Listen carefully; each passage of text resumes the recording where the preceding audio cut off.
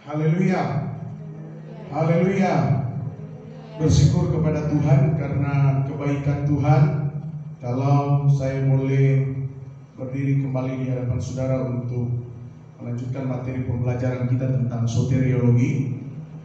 Dan terima kasih juga kepada Bapak Gembala dan Ibu Gembala yang sudah memberikan saya waktu dan kesempatan untuk melanjutkan materi soteriologi.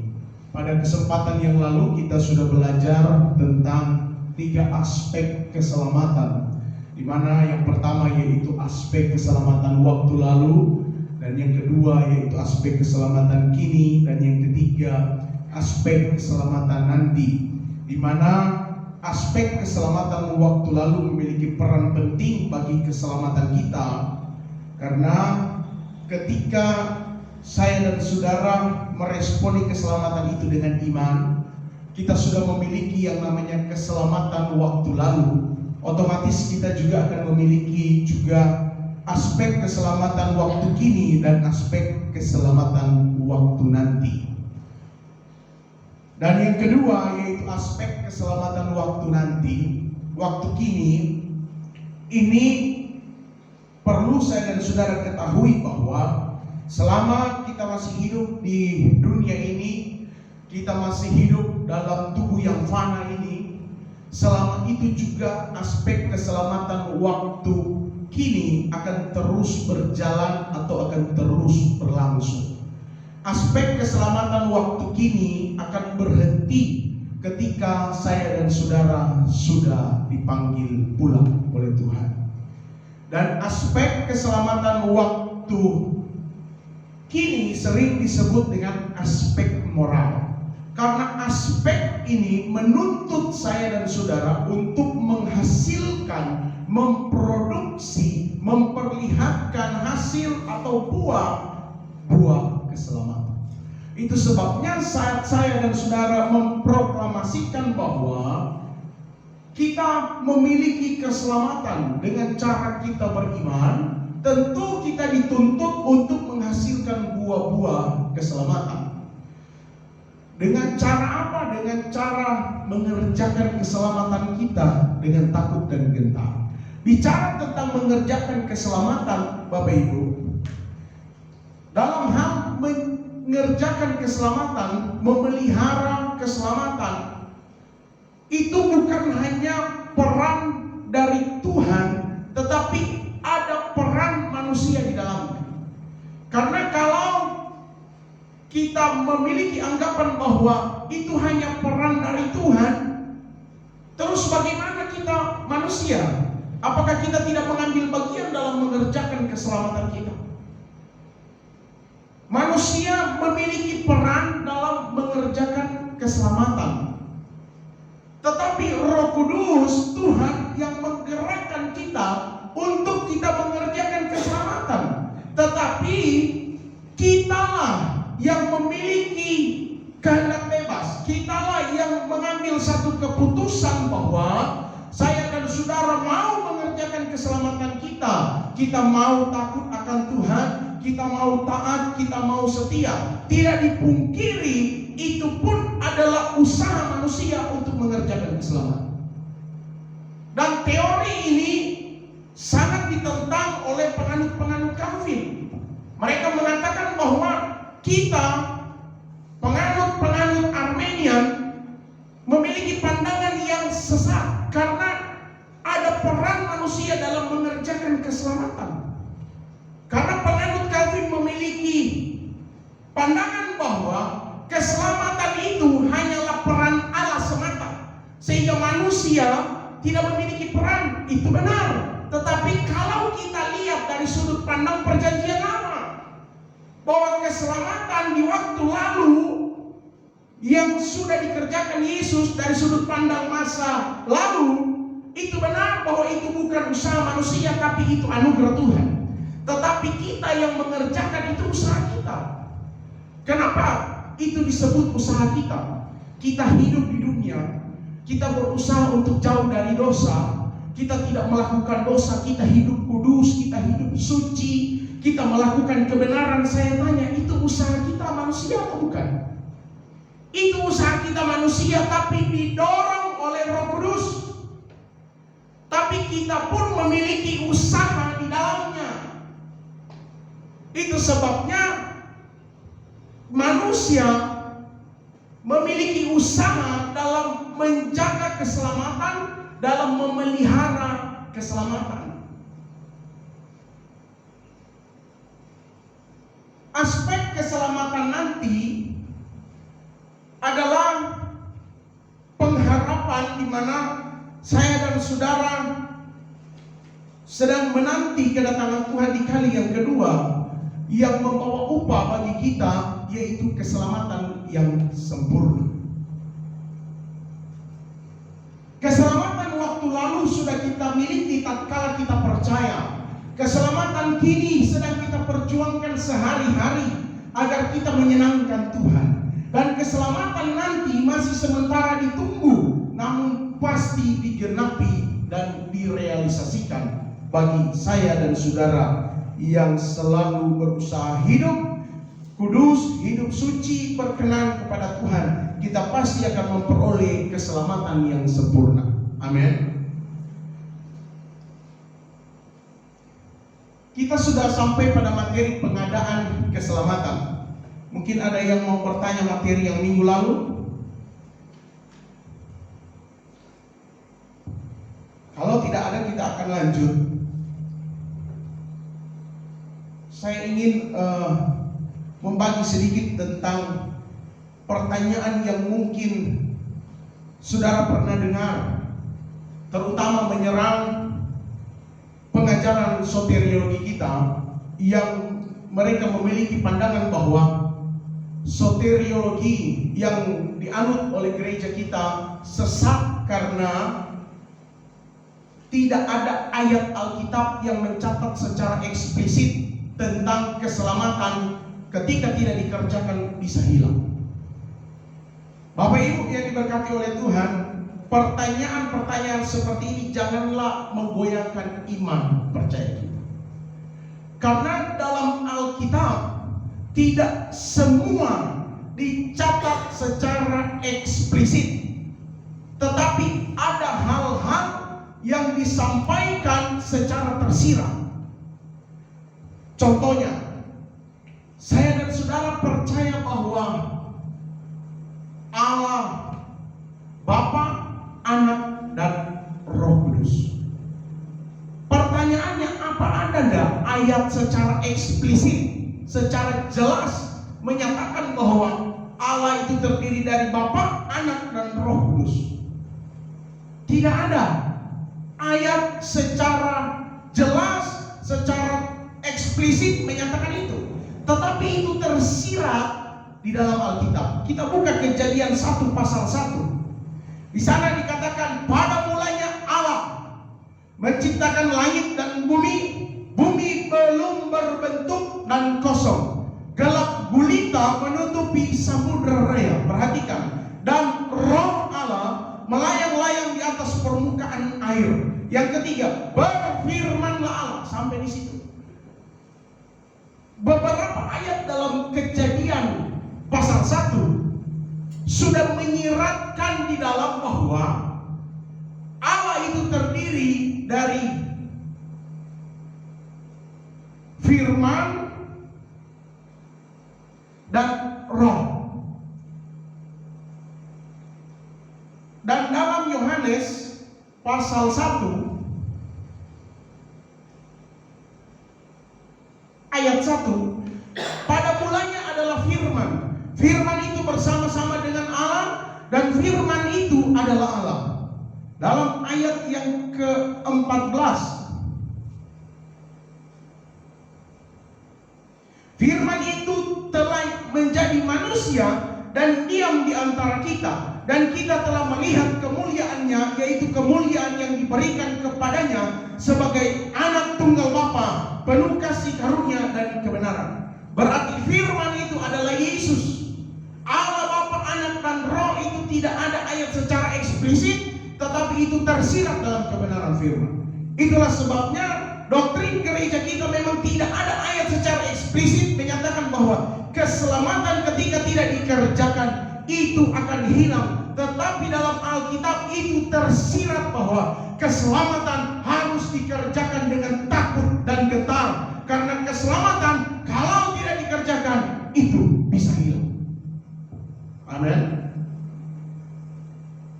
Kita akan lanjut pada materi kita yang minggu depan, yang minggu lalu, 2 minggu lalu, pada pengadaan keselamatan. Pertanyaannya, kapan keselamatan itu ada? Keselamatan itu ada ketika kematian Yesus Kristus di kayu salib. Ketika Yesus mati di kayu salib, di saat itulah keselamatan itu ada. Keselamatan itu ada bagi kita umat manusia. Dan kematian Kristus ini adalah kematian yang sangat unik. Tidak ada yang sama dengan kematian Kristus. Karena Yesus dalam kemanusiaannya dia mengalami juga yang namanya kematian. Kematian tubuh yang fana. Sama dengan manusia yang lain. Tapi kita percaya bahwa Yesus sepenuhnya manusia, sepenuhnya juga Allah. Sehingga dalam kemanusiaannya dia mengalami yang namanya kematian. Demikian juga dengan manusia pada umumnya akan mengalami yang namanya kematian. Tetapi apa yang membedakan kematian Yesus dan kematian manusia pada umumnya? Kalau kematian manusia pada umumnya itu tidak memiliki arti, tidak memiliki makna yang mendalam bagi orang lain. Tetapi kematian Yesus adalah kematian yang memiliki arti, yang memiliki makna yang besar bagi orang lain. Keseluruhan struktur atau keseluruhan unsur kekristenan itu dibangun di atas kematian Kristus. Karena kematian Kristus adalah saat-saat yang paling penting. Kenapa saya katakan saat paling penting? Karena kalau Yesus tidak mati, tidak akan ada yang namanya keselamatan. Kalau Yesus tidak mati, tidak akan ada yang namanya penebusan. Kalau Yesus tidak mati, tidak akan ada yang namanya pendamaian. Itu sebabnya kematian Yesus adalah saat terpenting, di mana saat Yesus mati, Yesus membawa pendamaian bagi manusia dan Allah. Saat Yesus mati, Yesus menebus saya dan saudara dari dosa. Amin. Makna kematian Tuhan Yesus adalah sebagai satu harga menebus manusia dari dosa. Contoh seperti mungkin ada seseorang yang disandra oleh perampok, dan sandra itu meminta yang namanya tebusan, dan dia memberi satu harga mungkin 100 juta baru bisa dilepaskan ini sandra. Harga tebusan itulah yang disebut dengan makna kematian Yesus. Suatu harga untuk menebus kita dari kuasa si jahat, dari dosa. Dalam 1 Korintus 7 ayat yang ke-23,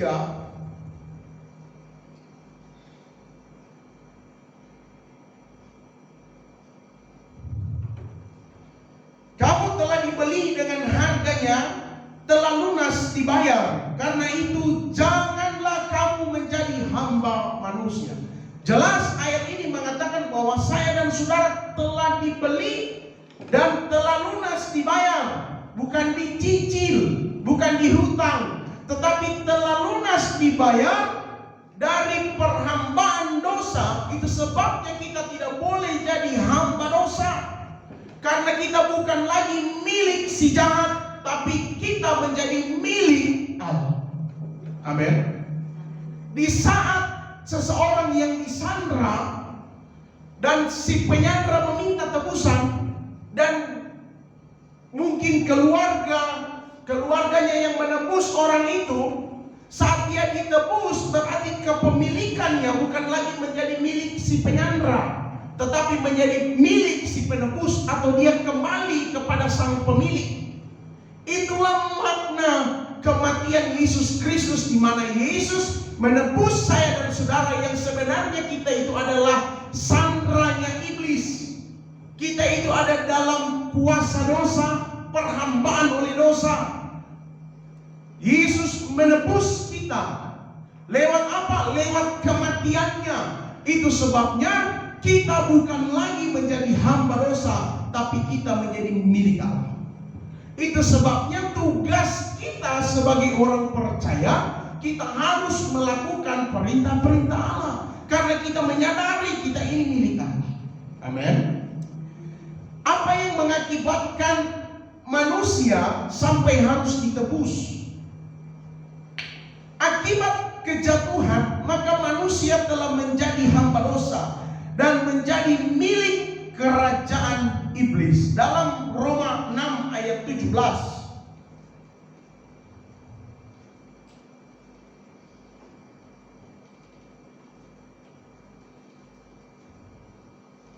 Tetapi syukurlah kepada Allah, dahulu memang kamu hamba dosa, tetapi sekarang kamu dengan segenap hati telah mentaati pengajaran yang telah diteruskan kepadamu. Kamu telah dimerdekakan dari dosa dan menjadi hamba kebenaran. Amin. Di saat manusia jatuh di dalam dosa, di saat manusia tidak taat, tidak tunduk dan tidak setia kepada perintah Allah, di saat manusia lebih menuruti kehendaknya daripada kehendak Allah, yang di mana aktor di belakangnya adalah iblis. Iblis mencoba untuk merusak manusia, sehingga saat manusia mengikuti kehendaknya yang dipengaruhi oleh si jahat, dia jatuh di dalam dosa. Di saat dia jatuh di dalam dosa, di saat itulah manusia menjadi hamba dosa. Di saat itulah manusia menjadi milik kerajaan iblis atau sandera iblis. Darah Yesus Kristus adalah satu harga yang telah membayar dengan tunai, sehingga manusia terlepas dan bukan lagi menjadi hamba dosa, tetapi oleh darahnya manusia kembali kepada Allah, sehingga manusia menjadi sepenuhnya milik Allah.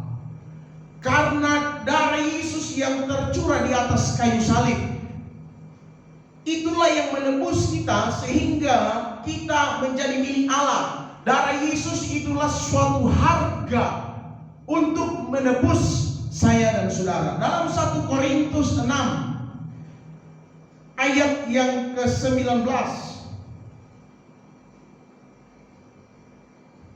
Atau tidak tahukah kamu bahwa tubuhmu adalah bait Roh Kudus yang diam di dalam kamu, Roh Kudus yang kamu peroleh dari Allah, dan bahwa kamu bukan milik kamu sendiri, sebab kamu telah dibeli dengan harganya, telah lunas dibayar. Karena itu muliakanlah Allah dengan tubuhmu. Amin.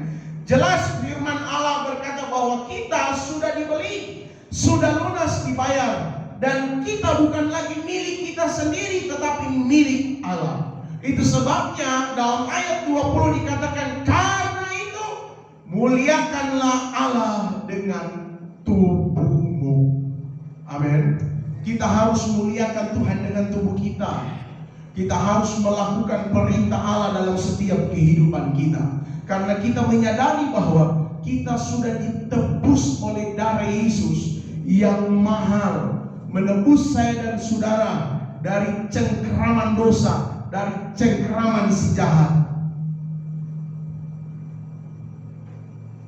Tuhan Yesus adalah Allah, katakan amin, yang menjadi manusia. Dan secara garis keturunan, dia adalah keturunan Daud. Tercatat dalam Matius pasal 1 ayat yang pertama. Dikatakan di sana, inilah silsilah Yesus Kristus, anak Daud, anak Abraham. Jadi menurut garis keturunan, bahwa Yesus itu adalah keturunan Daud. Tetapi darah Daud tidak sama sekali tidak ada mengalir dalam tubuh Yesus. Walaupun secara garis keturunan bahwa Yesus adalah keturunan Daud, tetapi darah Raja Daud setetes pun tidak mengalir dalam tubuh Yesus atau dalam darah Yesus. Mengapa demikian? Karena darah Yesus itu adalah darah ilahi. Sebab Yesus itu bukan lahir dari hubungan antara suami istri, tetapi Yesus lahir dari Roh Kudus. Itu sebabnya darah Yesus adalah darah yang suci, darah Yesus adalah darah yang kudus, darah Yesus adalah darah yang tidak mengandung dosa. Dalam soal perkara penebusan ini, pertanyaannya, kenapa harus Yesus yang menebus saya dan saudara? Kenapa tidak yang lain? Tentu ada persyaratan-persyaratan untuk menjadi penebus. Salah satunya atau salah duanya, syarat untuk menjadi penebus itu haruslah suci dan kudus. Sedangkan di saat manusia jatuh di dalam dosa, manusia menjadi hamba dosa, firman Allah berkata tidak seorang pun yang benar, semua berdosa. Itulah sebabnya tidak ada manusia yang selayak Yesus untuk menjadi penebus kita umat manusia. Yang memenuhi syarat hanyalah Yesus Kristus Tuhan. Karena darah Yesus itu darah yang kudus, darah yang suci. Jadi kalau kayak si penyandera itu mungkin minta tebusan. Tebusan berapa? 100 juta. Dia mungkin kasih syarat, dia bilang begini, kita mau itu 100 juta, DP uang pecahan 50.000 semua. Kalau tidak pecahan 50.000, dia tidak mau. Begitu. Jadi ada syarat yang ditentukan. Itu sebabnya syarat yang ditentukan harus kudus, harus suci, supaya bisa menebus. Dan itu hanya bisa ditemukan sama Yesus. Karena Yesus kudus, Yesus itu suci. Dalam 1 Petrus 1 ayat 18 sampai 19 dikatakan di sana, sebab kamu tahu bahwa kamu telah ditebus dari cara hidupmu yang sia-sia, yang kamu warisi dari nenek moyangmu. Itu bukan dengan barang yang fana, bukan pula dengan perak atau emas, melainkan dengan darah yang mahal, yaitu darah Kristus, yang sama seperti darah anak domba, yang tak bernoda dan tak bercacat. Amin. Jelas dikatakan di sana bahwa darah Yesus adalah darah yang tak bernoda dan tak bercacat. Berarti dengan kata lain bahwa darah Yesus adalah darah yang suci, yang kudus, yang sempurna. Amin. Itu sebabnya tidak ada darah manusia yang sama dengan darah Yesus. Makanya Yesuslah yang memenuhi syarat untuk menebus saya dan saudara.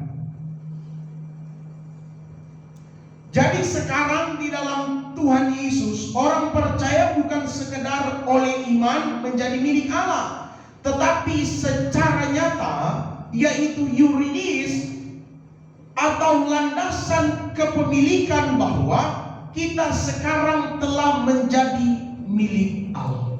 Dengan jelas, setelah Yesus mati di kayu salib, Yesus membawa penebusan atas kita. Otomatis kita kembali kepada pemilik kita yang awal, yaitu Allah, sehingga saya dan saudara menjadi milik Allah. Amin. Ketika ada keraguan yang timbul dalam benak kita bahwa kita itu bukan milik Allah, itu perlu kita hilangkan jauh-jauh perlu kita buang jauh-jauh, karena itu adalah tipu daya dari si jahat yang coba-coba melemahkan iman percaya kita. Kita harus yakini dalam diri kita bahwa kita adalah milik Allah. Amin. Dalam ajaran penebusan ini adalah bahwa kita harus menghargai harga dari pembebasan kita dari perhambaan dosa oleh darah Yesus yang tak bernoda dan tak bercacat. Itu sebabnya kita harus menghargai pengorbanan Yesus di kayu salib dengan apa? Dengan hidup dalam pertobatan, dengan terus mengerjakan keselamatan kita dengan takut dan gentar. Amin. Bicara tentang penebusan, Bapak Ibu, ada beberapa versi pengajaran tentang penebusan. Ada yang berkata bahwa Yesus mati di kayu salib itu hanya diperuntukkan bagi sebagian orang, yang sering dikenal dengan penebusan terbatas. Dan pengajaran ini mengatakan bahwa Yesus mati di kayu salib hanya untuk orang-orang pilihan Allah, bukan untuk semua orang, tapi hanya untuk orang-orang pilihan Allah. Kalau ini kita lihat dari sudut pandang perjanjian lama, ini benar. Mengapa saya katakan benar? Karena Yesus datang ke dunia itu bukan untuk menyelamatkan kita sebenarnya. Kita ini bukan orang Israel. Kita ini bukan orang Yahudi. Ada yang orang Manado nyanak masuk di Yahudi. Tetapi kenapa kita memperoleh keselamatan? Apa alasan saya dan saudara bisa memperoleh keselamatan? Kita perlu bersyukur karena orang Yahudi, orang Israel itu menolak Yesus. Mereka tidak menerima Yesus sebagai juru selamat mereka. Yesus datang ke dunia hanya untuk menyelamatkan umat pilihan Allah. Siapa umat pilihan Allah? Bangsa Israel itu adalah bangsa pilihan Allah. Keselamatan hanya diperuntukkan untuk dorang sebenarnya. Tetapi bersyukur karena mereka menolak keselamatan, mereka menolak Yesus, bahkan mereka menyalibkan Yesus, mereka membunuh Yesus. Karena buktinya bahwa orang Israel sampai sekarang masih menantikan juru selamat mereka. Mereka masih menantikan Mesias mereka. Itu sebabnya karena mereka menolak kasih karunia itu bagi semua orang. Keselamatan itu bagi saya dan saudara. Karena apa? Karena bangsa Israel menolak. Coba kalau bangsa Israel menerima keselamatan saat Yesus mati di kayu salib, mereka menerima keselamatan, selesai sampai di situ sudah. Kita tidak akan ada keselamatan bagi kita, karena keselamatan hanya diperuntukkan bagi bangsa Israel. Tetapi pandangan tentang penebusan terbatas, mereka menganggap bahwa sampai seterusnya hanya orang-orang pilihanlah yang mendapat namanya keselamatan. Jadi mereka memiliki pandangan bahwa suka-sukanya Tuhan saja. Jadi Tuhan sepilih manusia itu, oh Yondi tidak selamat, Kristi selamat. Jadi hanya suka-sukanya Tuhan saja. Oh si A selamat, si B tidak selamat. Dasarnya mereka itu haknya Allah. Ini tentu satu ajaran yang bertentangan dengan firman Allah. Itu sebabnya ajaran ini bisa dinyatakan sesat, karena dia menolak pernyataan-pernyataan firman, di mana firman berkata bahwa Tuhan tidak pernah menghendaki seorang pun untuk binasa. Jadi kalau penebusan ini secara terbatas hanya dipilih-pilih, berarti Tuhan menghendaki orang binasa. Tuhan sudah tentukan dalam kemahatauannya dia, oh ngana masuk neraka, oh ngana nyanda. Ini pengajaran yang bahaya, Bapak Ibu. Pengajaran ini bisa membawa kita kepada pemahaman sekali selamat tetap selamat. Sehingga ketika kita memiliki yang namanya keselamatan tidak perlu lagi dikerjakan. Larinya bisa kepada hyper Calvinis. Ini adalah ajaran yang sangat-sangat berbahaya. Itu sebabnya kita harus kembali kepada firman Allah. Kita harus melihat kepada firman Allah. Penebusan bagi siapa? Penebusan bagi semua orang. Amin. Yesus menebus kita dari dosa. Tetapi Yesus melihat kembali apa respon kita. Apakah kita mau merespon karya penebusannya atau tidak? Karena ada orang juga tidak mau merespon karya penebusannya. Ada yang mau merespon karya penebusan itu. Penebusan dalam perjanjian lama dipakai dua kata, yaitu yang pertama gaal dalam bahasa Ibrani, artinya membebaskan saudara yang menjadi hamba pada orang lain. Yang kedua dipakai kata pada, bahasa Ibrani, dalam bahasa Ibrani artinya membebaskan atau memelihara. Dalam kata gaal ini di sana dikatakan membebaskan saudara yang menjadi hamba pada orang lain. Jadi contoh begini, kalau saya umpama kakak adik dengan Kristi, si Kristi ini saya punya adik jadi hamba sama orang lain, saya sebagai saudaranya, baik sepupunya, saya punya hak untuk membebaskan dia dari perhambaan. Tentu ada syaratnya. Di mana syaratnya? Dari tuannya Kristi ini mungkin menentukan harga. Oh, harus 100 juta baru bisa. Itu yang disebut dengan penebusan. Jadi saya menebus dia dengan satu nilai harga. Dalam Imamat 25 ayat 47 sampai 50,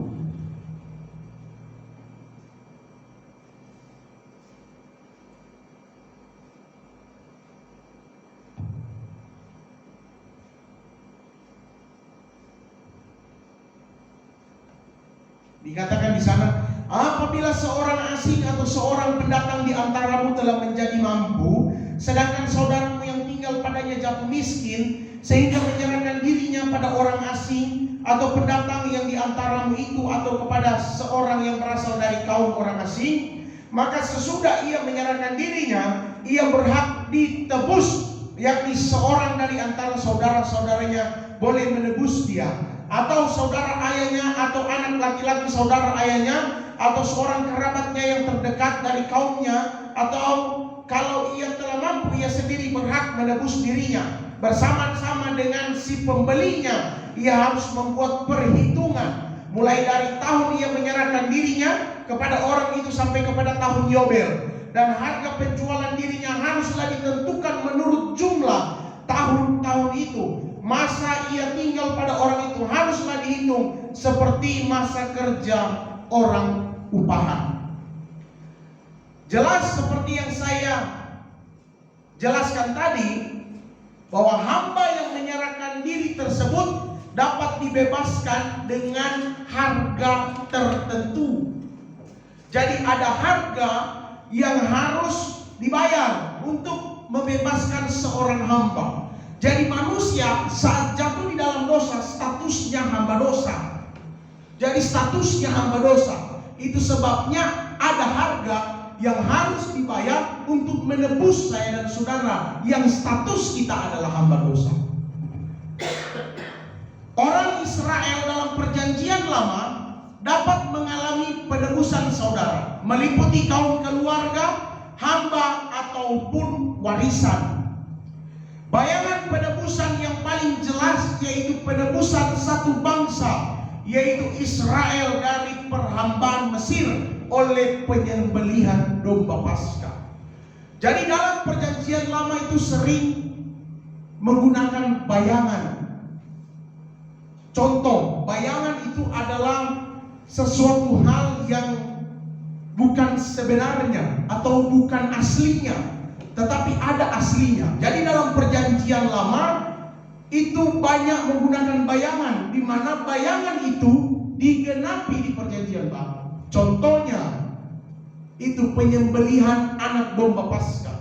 Anak domba Paskah itu adalah bayangan dari Yesus Kristus di perjanjian baru. Dan penebusan bangsa Israel dari perhambaan Mesir itu dengan menggunakan domba Paskah atau menyembelih domba Paskah. Israel sebagai satu bangsa diselamatkan oleh darah domba Paskah yang disembelih, di mana darah itu dioles di kedua jenang dan ambang pintu. Bayangan tentang darah domba Paskah itu adalah bayangan dari darah Yesus yang digenapi dalam perjanjian baru. Jadi di perjanjian lama digunakan darah domba, tetapi dalam perjanjian baru digenapi dengan darah Yesus yang tercurah di atas kayu salib untuk menebus dosa saya dan saudara. Amin. Darah Yesus yang tercurah di atas kayu salib untuk menebus dosa kita. Itu sebabnya dalam perjanjian lama banyak digunakan bayangan-bayangan. Kita yang hidup di perjanjian baru sudah tidak lagi menggunakan bayangan, karena firman Allah karena hukum Taurat sudah digenapi oleh Yesus Kristus. Jadi tidak perlu lagi ada penyembelihan domba Paskah, karena Yesus sudah mati di atas kayu salib. Kalau Yesus tidak mati di atas kayu salib, tentu kita sampai sekarang masih harus menyembelih domba Paskah, karena itu adalah bayangan dari Yesus Kristus itu sendiri. Tuhan Yesus memberkati kita sekalian. Kita akan lanjut pada waktu-waktu yang akan datang.